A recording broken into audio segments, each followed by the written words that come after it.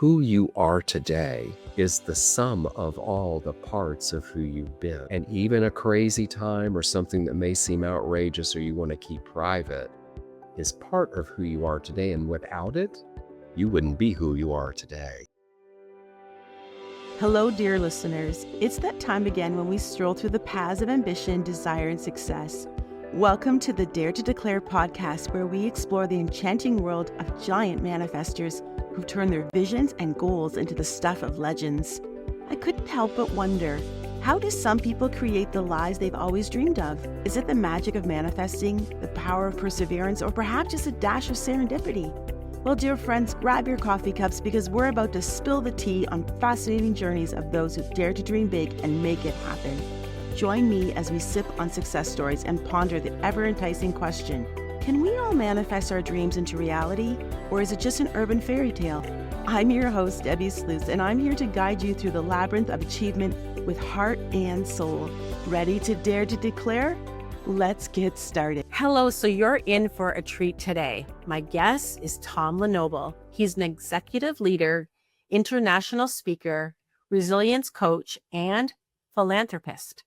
His career spans Fortune 500 giants like MCI, Walmart.com, Palm like HP, and Facebook, Meta, as well as high-growth startups including SupportSpace, iPrint.com, and SpeedDate. As CEO of the Academy for Coaching Excellence and Leadership Coach with the Miller Center in Santa Clara University, he trains and mentors leaders and entrepreneurs worldwide. A sought-after speaker and author, Tom shares transformative insights on leadership, empowerment, and resilience. Having overcome life-threatening illness, he lives by his conviction, I'm still here. I am so excited for you to experience this conversation I had with him, where he talked about his past, his very, very humble beginnings. He said their house, they actually called it a shack, the shack. That's where he began. And so I don't know about you, but I've never actually met a full-time philanthropist. Like, this was my first. And so I got really curious around how his life led to this point where he is a full-time philanthropist and what that disposition is, and a bit about his experience with being a startup with Facebook.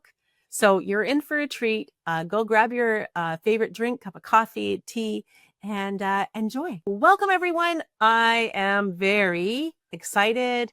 I'm curious myself to have this conversation with Tom LeNoble. And he is a very interesting man. I've only known him for a few months. I sat beside him at a restaurant and had dinner, had no idea who he was and all that he's accomplished. And I'm really excited to introduce him to you today and for him to share his wisdom with you. So welcome, Tom. Hi, Debbi. It's great to be with you. Thank you for inviting me. You're so welcome. So can you let my audience know a bit about geographically where you are from, and also let's work backwards, like from where we began. Like, we both were at a Canfield event. So how did you come to attend the California Canfield event? Well, today I am on Maui, at my home on Maui. I bounce back and forth between here and San Francisco. Somebody had to, so it might as well be me. And yes, Debbi, we were at the Canfield event. I've done some work with Jack before. I have a book coming out, and I participated in a mastermind with him and, of course, Patty Aubrey and some other people. That was really interesting. And then did some work with Patty, and the more I got involved, the more I got connected. And then when I learned that Jack was thinking about retiring, I'd heard about BTS, and I said, got to clear the calendar and make this happen. And I'm so glad I did. You and I were there with 408 people, and it was an unbelievable week of just everything from empowerment to education to motivation to sharing with others. That was, I don't know, magnificent. And what I loved is people that I'd worked with before that had been exposed to Jack, they were all there too. So it also felt like a reunion of people I knew and then new people like you that I got to know.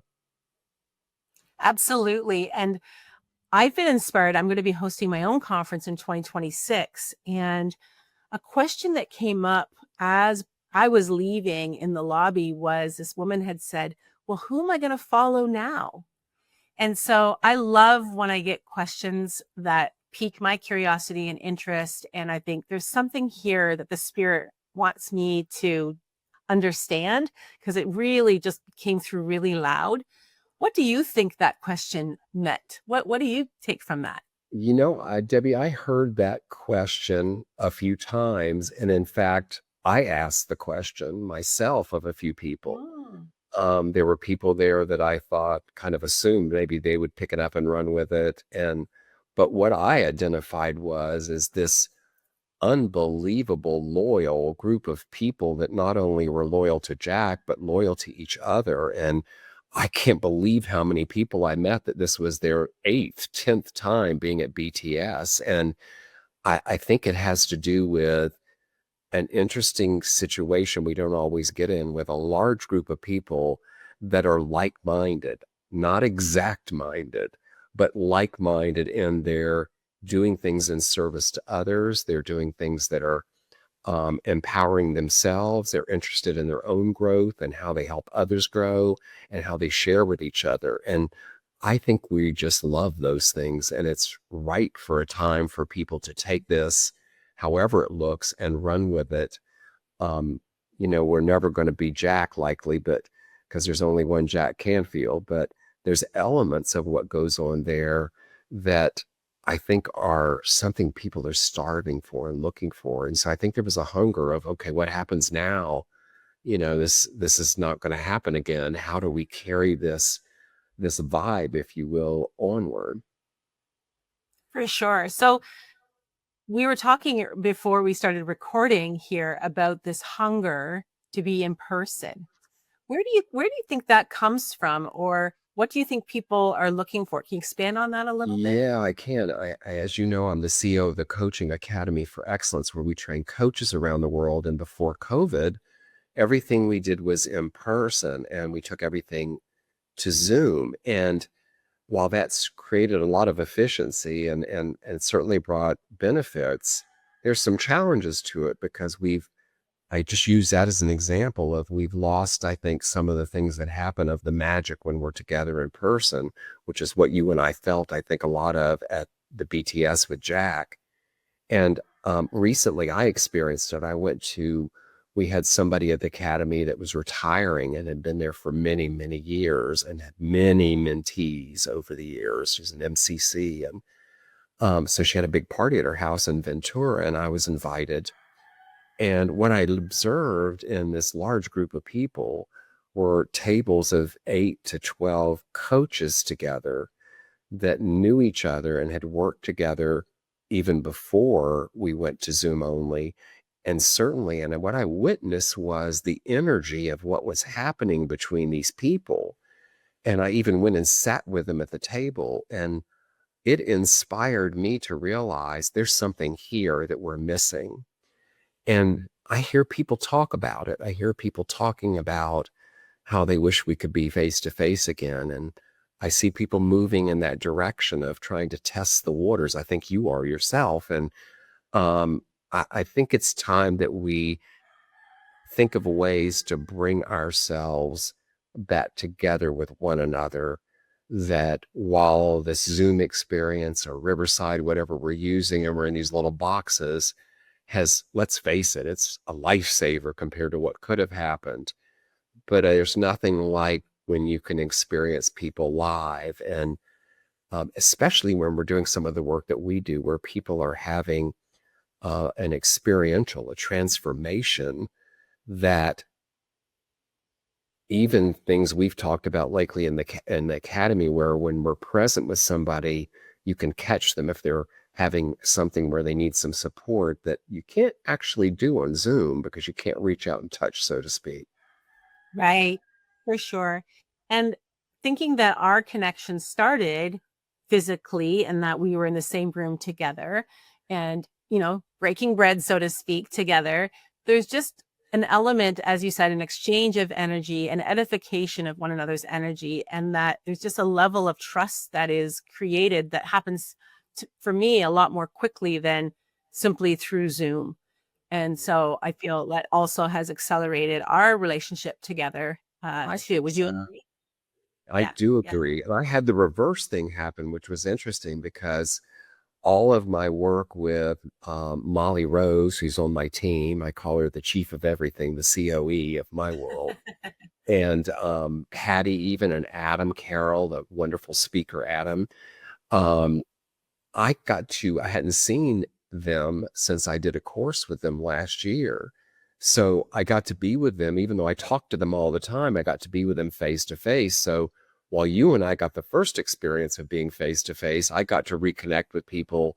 And I have to say, while I won't give up my Zoom with them, or being online in virtual spaces, it was really, really great to be in the presence, to be able to, as you say, break bread with them and be in the experience of being in the presence of people. For sure. So we were also talking earlier that we were having some great conversations before we pushed the record button was around AI. And so one of the things that my assistant and I were doing yesterday is really figuring out the language to support the conference I'm doing in 2026. And I love the work. Do you know the work of Donald Miller, the Yes, spray I do a brand? little bit, a little bit. Yeah. Yeah. And so he was just talking about how, you want to identify the problem that you solve, and it needs to be almost like a survival.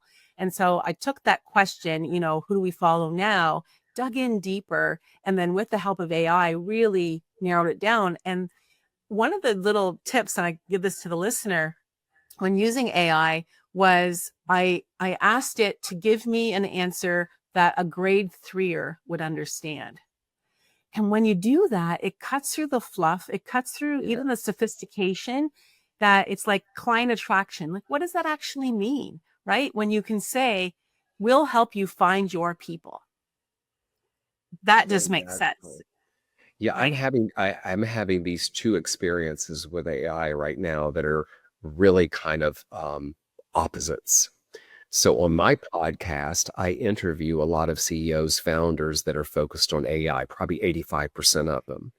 And I'm learning about ways that AI has been being used from the healthcare field to psychology. One person I spoke to is all about what's called collaborative AI, where he's not into at all replacing anybody as much as it becomes whatever you do, almost like your own assistant. That is, they get to know you better, just like it would in real life. They get to support you even more. Fascinating to me, some of the things I'm learning. The other side of it is I'm using AI a bit for research and other things. And I find because I need to learn it more thoroughly, probably it's probably me, not the AI, because let's face it, I'm not telling it what it wants to hear. But now I start arguing with it. I'm like, hear myself talking to the AI, and I named mine, Viridian is his name. And I say, Viridian, look, you're wasting my time. Or Viridian, I could have done this faster myself. And every now and then I have to take a breath and go, hey, Tom, check yourself for a minute here. You're getting a little too engaged with this. And it's really interesting how we're on the precipice of this new technology. It's been going on for a while, but it's reaching more people. And I don't know about you, Debbie. I've been around for a while. I remember watching the first fax and all of us standing back and going, Yeah. nostalgic. Then we got email and we thought it would save our life. And now we'll do anything to get away from an email, right? And then, of course, internet that really changed our world. And now the virtual things that we're using, just like we are today. Well, AI is what another one. And this technology builds on top of each other to keep creating magnificent things for us to use. And I suspect what we're seeing is so many different applications. And just like all those other things I shared, eventually that's going to pare down to a few. There'll be winners, and we'll just call them the risk takers that didn't make it. Because as it grows, that's what's going to typically happens in this technology. But it's fascinating while we're in it. I just had one of the CEOs I spoke to launch something called Social GPT. So you use it to optimize one of your socials. And I have my marketing team looking at it for my Instagram. But it's just like these things that are coming out that make us more efficient. Now, while I say that, I believe, or I hope maybe, it's never going to replace our creativity, our need for leadership, our need for the human touch. So I'm counting on that we'll still all need to have those things in the future. But right now, we're just a fascinating time, and I encourage people just to embrace it and see what you can learn.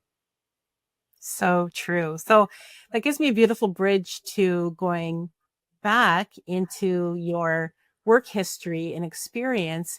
Can you share with the audience a bit about your credentials and especially your work with Facebook and so Yeah. much more? Thank you for asking me that. I like to say I retired being retired to be inspired. I had this Mm. great corporate career. I led customer service for a company back in the day called MCI that broke up all the Bell companies so we could dial one for long distance. I was the head of customer service at Walmart.com in its very early days and spent far too much of my time in Bentonville, Arkansas. And then I ran global service operations for Palm, the Palm Pilot Trio people. They're now part of HP. And I was sitting at my desk one day and I got a call from a recruiter from a little company called Facebook. Well, Facebook was still in colleges. I had no idea what it was. I thanked them, told them I had my dream job traveling around the world, and hung up. And a buddy called and said, I referred you to Facebook. You didn't even talk to them. Long story short, and it's a good story, I ended up interviewing with Mark Zuckerberg when he was 19. I ended up going, they were in a little office over a sandwich shop in Palo Alto. And as I walked up the stairs in my suit to encounter a room of about 15 people, all young enough to be my child, and interviewed with Mark, which it's a great story if you ever want to hear that story. I set up all the early customer operations for Facebook and the relationship with the National Center for Missing and Exploited Children, the National Suicide Hotline, a bunch of things there that were really, really great in those early crazy days. I was old enough literally to be everybody's father. And what an experience working with the millennials who were just starting in the workforce, which I adored. And now I'm working with Gen Z a lot. And I just love it because so many of these generations are I was told you're lazy, you're not applying yourself. And we do this to younger generations, I think, instead of holding the space and being mentors to them. Back to my story. Sorry. Passionate about that. And so I was the chief support officer then of a company that's now the backbone of the Geek Squad, remote support. I have my own consulting business. I worked for a dating site that got purchased by Match.com, and I managed that merger. And then boards would send me into their startups as the COO or the VP of HR, tell me what the perceived problem was, which was never the problem. And I would help do that. Then I fell in love, got married, traveled the world. And I knew I wasn't done. I always had this itch, even though I kind of stepped back and acted like I was retiring. I still had my finger on the pulse. Today, I'm a coach, a speaker. I have a book coming out in literally a few weeks. I have my own podcast, Opening Pathways. And then I'm the CEO of the Academy for Coaching Excellence. But I should share with you, Debbie, why I do all of this. I'm actually a philanthropist. I feel that those of us that do well have a responsibility to give back. I do things for underserved communities, for youth in the arts, first-gen students. I'm very attached to relevant women's issues today. I have a thing that I do for women that are discharged from the hospital for domestic violence, where they're offered Pilates or acupuncture to reacquaint with their bodies. And one of my favorite, we have a woman who teaches little at-risk boys on the streets of Oakland how to play the saxophone to give them an identity. And we just make it possible for them to teach more little at-risk boys. So, thank you for letting me share that, because a few things there that I'm passionate about are the philanthropic mindset. People think they hear I'm a philanthropist and they go, oh, I can't wait till I have money so I can be a philanthropist. There's so much more to it. Your smile, a hello, is a philanthropic statement. Wow. I've never heard that before. That's a Yes. beautiful quote. I love that. Yeah, Thank you. people think that being a philanthropist is about going to a gala or having your name on a building or some sort of accolades that you get because you're doing it. Not everyone, but that's the perception. And I have a keynote I do that I love talking about. The philanthropic mindset is one that comes from service and giving to others. We never know the smile we share. We never know the hello to a stranger and what can shift. Hmm. I'm all about planting trees that I will never see the shade of. It's like the first gen students. These are kids that are excelling in high school. They don't know if the lights are going to be home when they get home that evening, but they're excelling and they should have an opportunity to go to school like the rest of us. We, the rest of us, deserve to have them go to school as well. And creating this opportunity, I will never meet them. I will never know them. I trust the ripple effect that I'm changing the trajectory in that family. And I know for certain that when they grow up and they're successful, they will remember. They will remember, and they too will have a philanthropic mindset to help others along their journey. Oh, such a beautiful purpose. Thank you for sharing that. So I wonder, who was that for you? Was there someone that influenced you as a young man Yes. that gave you that philanthropic energy, disposition, way of being? Yeah, I'll tell you where it started, and I hope your viewers will read my book, My Life in Business Suits, Hospital Gowns, and High Heels. I want to talk more about that. Yeah, Yes. well, my life started in a shack. We called it the shack. We didn't have hot water. We didn't have a refrigerator. My dad brought home ice every day. We boiled water on a kerosene stove. I can smell it as I'm talking about it. My brother and I shared the bedroom. My parents shared the living room as their bedroom, although we never saw it as a bedroom. My parents, I was very fortunate, never knew what it was, but they had a philanthropic mindset. In the presence of us having very little, they both came from a place of service to others. My mother expressed it through her church, where she was a charter member and a Sunday school teacher for 28 years, and what she gave back there. My father would do things like people who were very poor. We weren't well off. He knew about it. He would buy groceries and take them and leave them on their step, but he would park his truck blocks away, leave the groceries and run away because he didn't want them to know it was him. I think those were the early days of being exposed to that started something in me because, I wasn't always a good boy. When you read the book, you'll find out that. It's like there was something about me that has always been about serving others in some capacity, being there for people. If nothing more, being an ear when someone needs it to listen. And it's just been something that's been throughout my life that's happened for me. So I think that's where it probably started. Yeah. Wow. Absolutely. I can see how that impression, where it's so much more than words, where it's actions, like you see your parents being, that they're being like that, and knowing that you are already struggling as a family, and yet this is what we do, and this is how we demonstrate love. And yeah, Yeah. beautiful. Thank you. So tell us about your book. What Well, made you decide to write it? well, I wrote this book, truth be known, about 16 years ago. And I will tell you, I encourage everybody to write a book because it was so cathartic that I put it up on a shelf and said, I'm done. I got the experience. And about 2 years ago, maybe 2.5 now, I said, I have this year-end process I've been doing for about 35 years where I close out the last year and start the new one with intentions. And the book came up. And I decided I'm either going to trash it because it really needs to be edited, or I'm going to run with it. Well, I made this decision, and one of my intentions for the new year was to run with it. And I want you to know how powerful this work I do is for myself, because every door is possible is open for me.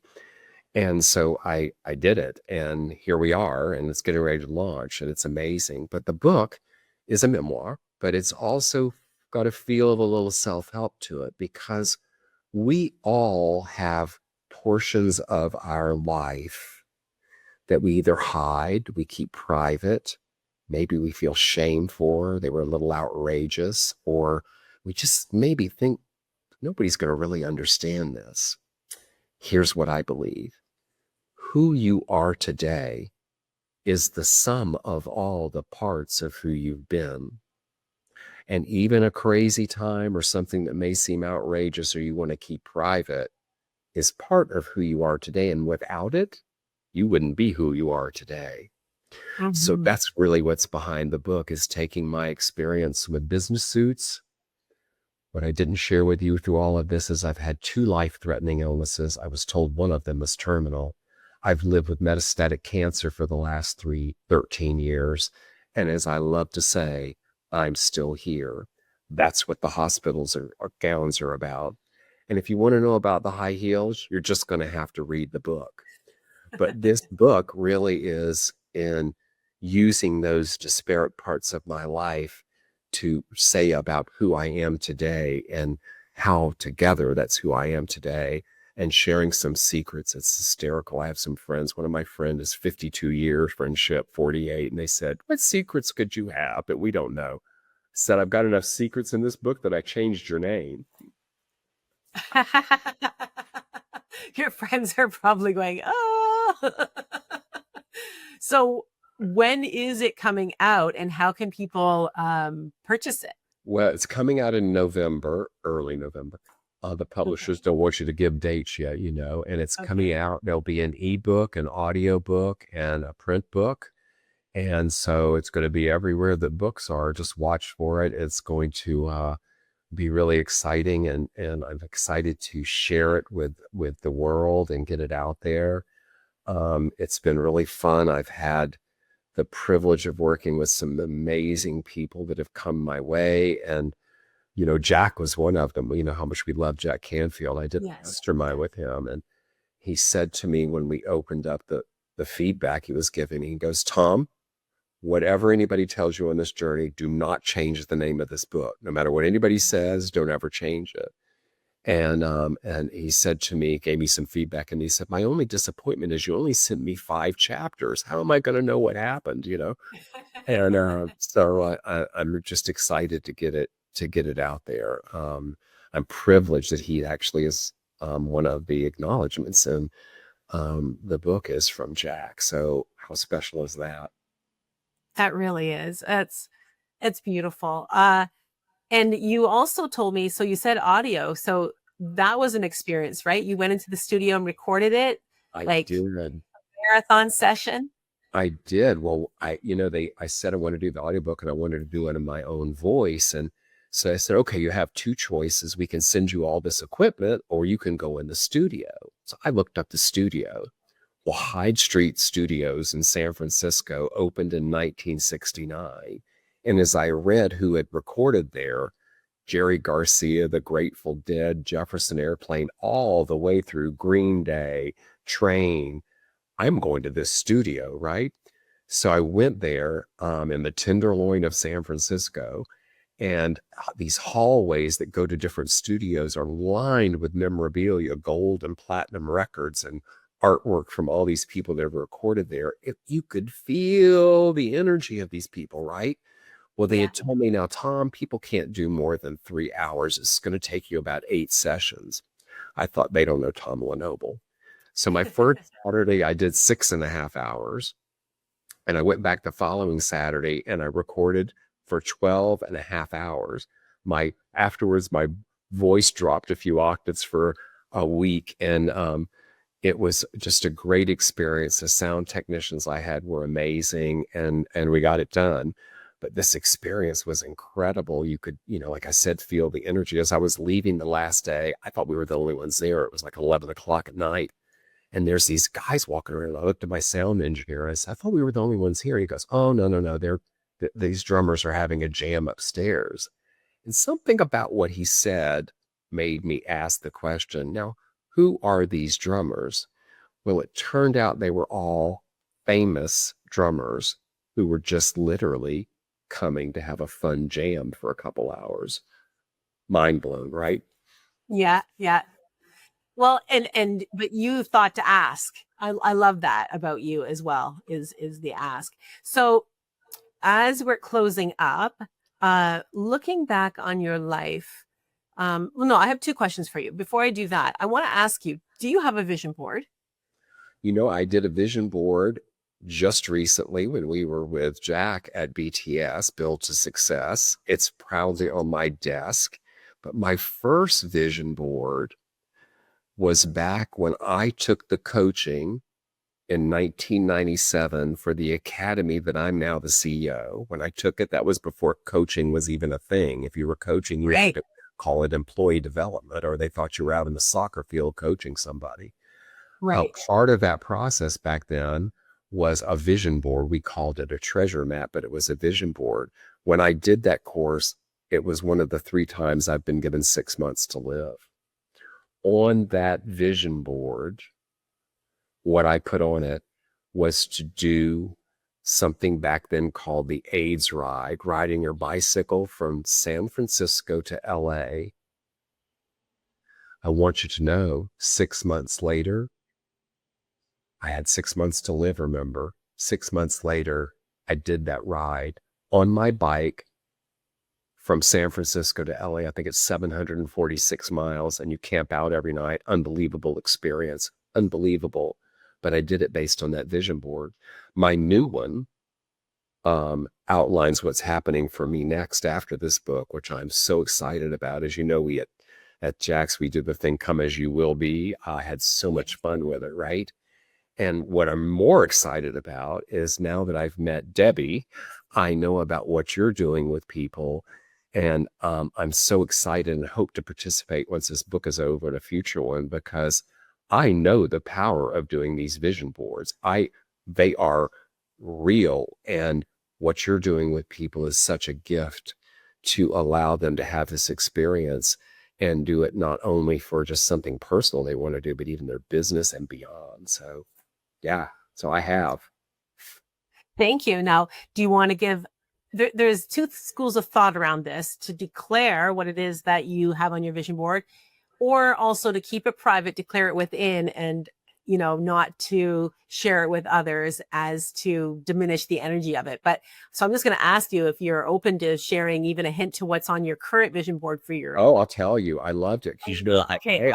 That night where we, came as you will be, I'll give you what my spiel was. I was in a business suit. I had a hospital gown on one arm, a high heel hanging from here, and I created this little marquee that was around my neck. And there was a picture of 3 books, people clapping in a standing ovation, an award. And here's what my spiel was. I loved when I told it to Jack. It's great to see you again. I can't believe it's been 5 years.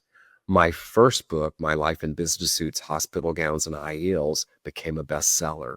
My second book, My Life at Facebook, The Adult in the Room, became a bestseller.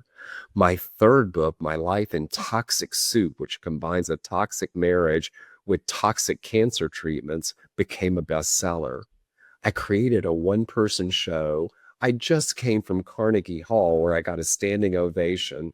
I got an Emmy Award, and they're making a movie of it. Oh my word. Bravo. Bravo. I felt that. That's so good. Oh, amazing. So good. All right. So that's what's next. That's amazing. Can you leave the listener here with based on so much in your life, but what's something that you could leave the listener with that going forward would make a difference in today for them? I love this question, Debbie, and I'm so grateful you asked me this question because I have exactly what I want to share with your viewers. Here's what it is. Many of us live our lives hung in the past. What I want to share with you, remember, I'm still here. What I want to share with you is there are no do-overs.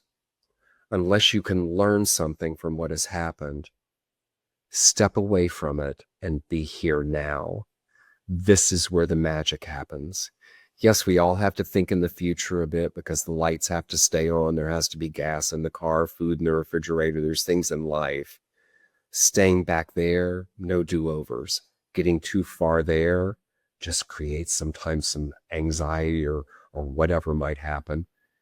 Be here now, right here, right now is where the magic happens. Know this. Look what just happened between you and I. Thank you. Thank you so much for being here. I appreciate you. I look forward to deepening our friendship and connection. And I want everyone here, go get his book. It's going to it sounds like entertaining, educating, inspiring. And then you're going to want to tell your friends about it too. So thanks again, Tom. I appreciate you. And for everyone, again, that's listening, I challenge you to dare to declare. Today, we've delved into the realm of manifesting giants, exploring the power of declaring our desires to the universe with unapologetic boldness.